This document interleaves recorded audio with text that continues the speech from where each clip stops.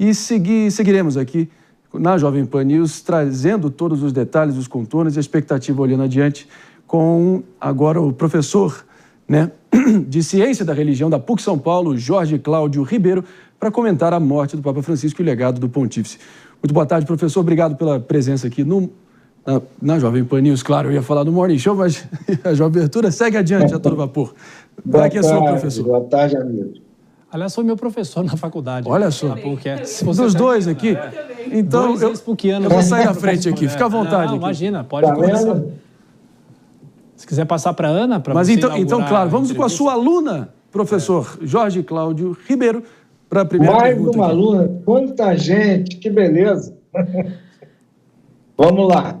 Professor, boa tarde. É um prazer reencontrá-lo, ainda que em circunstâncias não tão felizes, não é mesmo? Mas eu acho que a nossa grande pergunta, e aí eu queria escutar a opinião do senhor, é com relação ao que vai acontecer a seguir com a Igreja Católica. A gente veio aqui a manhã toda discutindo que alguma parcela ali da Igreja não concordava com a integralidade dos posicionamentos do Papa Francisco, exige aí uma mudança de rota, um retorno àquela parte mais conservadora, mais ortodoxa. Como é que o senhor vê todo o legado que o Papa Francisco nos deixou e o que você espera da Igreja a seguir? Oi, Ana, tudo bem? Boa tarde a você e aos nossos telespectadores. Você me fez duas perguntas imensas. Eu acho que eu não seria capaz de esgotar isso. Não sou capaz, com certeza. Mas a primeira coisa, assim, o legado de um Papa como Francisco, ele vai permanecer muitas décadas para frente. Quer dizer, esse legado já é ativo, já está existindo, né? Não é esperar a pessoa morrer para ter um legado. O ensinamento dele, que foi já repetido, já foi esmiuçado aí pelo nosso cônego, é uma coisa importante. Ele trouxe um ar fresco para dentro da igreja que estava um pouco contaminado, vamos dizer assim, pelas experiências mais de cunho europeia. Então, a herança, o legado de Francisco, por ter uma vivência latino-americana, o lugar da sua existência, complementa a característica da humanidade, que é diversa, não é uma coisa só centralizada, seja no norte global, seja mais especificamente na Europa. Esse legado tem a ver com a diversidade, tem a ver com os pobres, com a pobreza que nos foi induzida, imposta pelos povos desenvolvidos, mais desenvolvidos, pelo menos do ponto de vista material. Então, essa pobreza, ela é um tema permanente do ensinamento e da ação de Francisco. Ele teve uma sensibilidade para com os migrantes, para com os foragidos, empurrados para fora de suas terras, né? Atravessaram mares, muitos morreram, mas o Papa tinha uma atenção especial por eles, também pelos empobrecidos. Ele montou lá uma rede de atendimento aos pobres que ficavam ali nas proximidades da Praça de São Pedro, né? Então, ele fazia, ele não só falava, como ele atuava. Ele saía de dentro dos muros protegidos do Vaticano para poder encontrar os seres humanos. Você lembra que uma das últimas visitas que ele fez na Quinta-feira Santa foi num presídio. Ele não podia fazer grande coisa, não podia lavar os pés das pessoas que se puseram, que foram escolhidas, mas tocou a mão deles, tocou, né? Ele não estava lá só para aparecer, ele estava lá para tocar e ser tocado. Então, isso eu acho um ensinamento de muita profundidade e singeleza, mas profundo. Quanto ao futuro da Igreja Católica, eu reconheço que seria muita ousadia para mim adiantar alguma coisa. O que eu vejo é assim, dentro da minha possibilidade, é que vai haver um embate severo. Sempre que a Igreja Católica, e isso daí vale para outras instituições, tanto religiosas quanto de outra ordem cultural, sempre que alguma instituição avança numa direção mais progressista, mais voltada para grupos amplos, grupos vulneráveis, sempre que há um avanço mais progressista, aqueles que perdem posições reagem com muita força, com muita virulência, né? Então, o que a gente vê é que os grupos, não só conservadores, mas reacionários, sobretudo estadunidenses, eles estão se preparando há muito tempo. Essa reação que virá, certamente, ela não é de improviso, mas ela está sendo preparada por cardeais, por grupos conservadores católicos, e o Papa Francisco, sabendo disso, ele nomeou um grande número de cardeais de povos, de sociedades que não são as tradicionais, como as europeias, como eu já disse, e também estadunidenses. Então, o Papa também se preparou para o seu sucessor, né? Então, uma quantidade, uma maioridade dos cardeais está alinhada com os princípios, com os fundamentos daquilo que Francisco andou fazendo durante a sua vida. Então, mas os grupos, desculpa aí, mas os grupos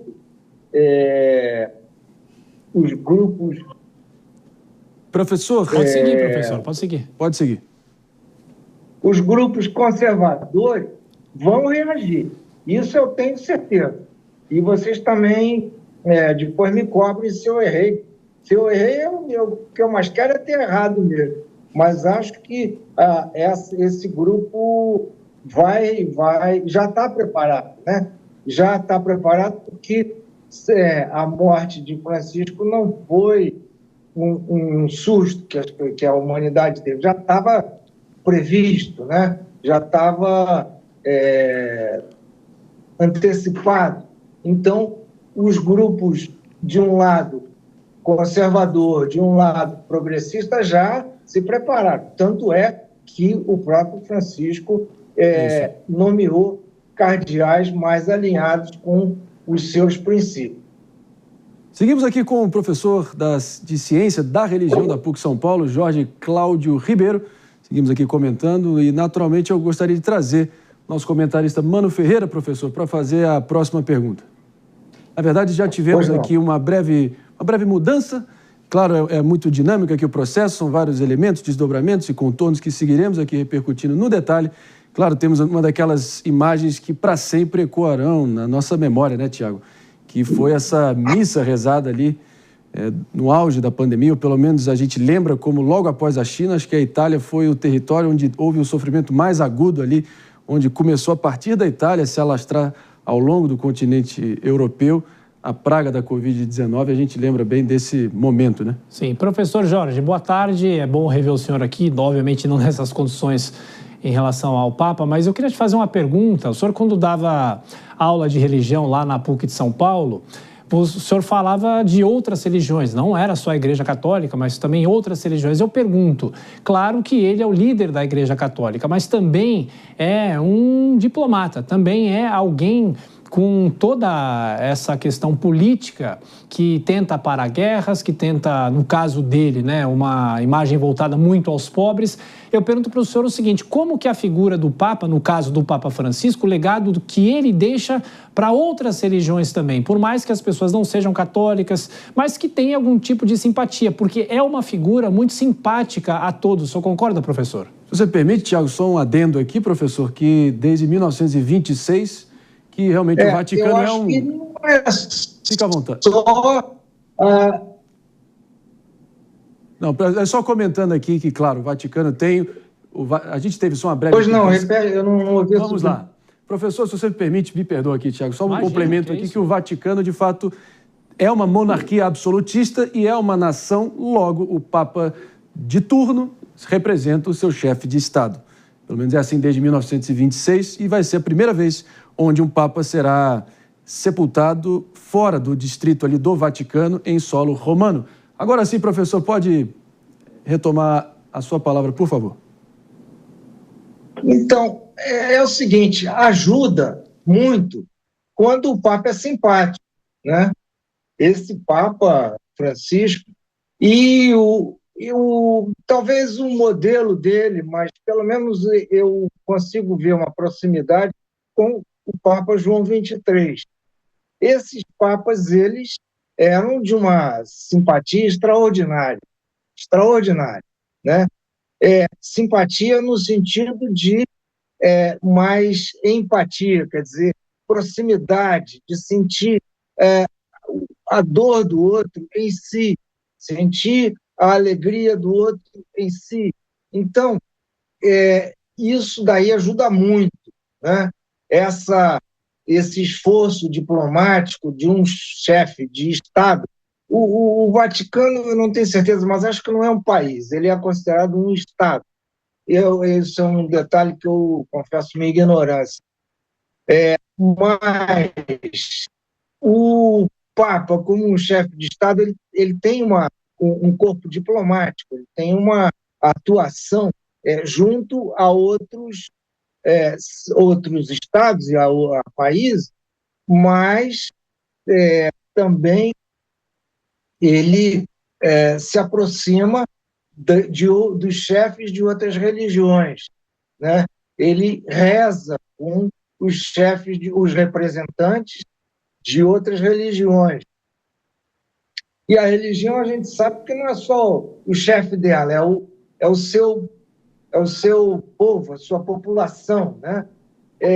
Então, nesse sentido, esse esforço de congraçamento com representantes de outras religiões, ele é altamente necessário, altamente benéfico.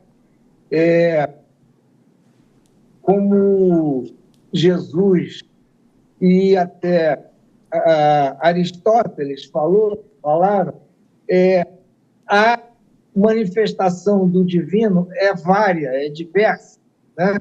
Então, de se desejar que aqueles que têm atenção para o Espírito, para o divino, que consigam partilhar não só os seus dogmas, os seus princípios, mas sobretudo, as suas práticas, né? E isso daí, essa partilha é muito boa, não só em encontros, mas em encontros... Professor Jorge Cláudio Ribeiro, eu vou só pedir uma breve interrupção aqui pelo andar da hora e, claro, respeitando aqui o fluxo da nossa grade de programação, que seguirá a todo vapor nessa cobertura de fôlego, como o meu parceiro aqui, Tiago Berraz, muito bem colocou. A gente vai dando sequência, porque é isso, pessoal. O Papa Francisco partiu aos 88 anos e, com ele, a gente se despede de um templo de simplicidade no topo, de pontes e de um rosto sereno guiando mais de 1 bilhão e 300 milhões de fiéis. E assim que eu passo o bastão aqui,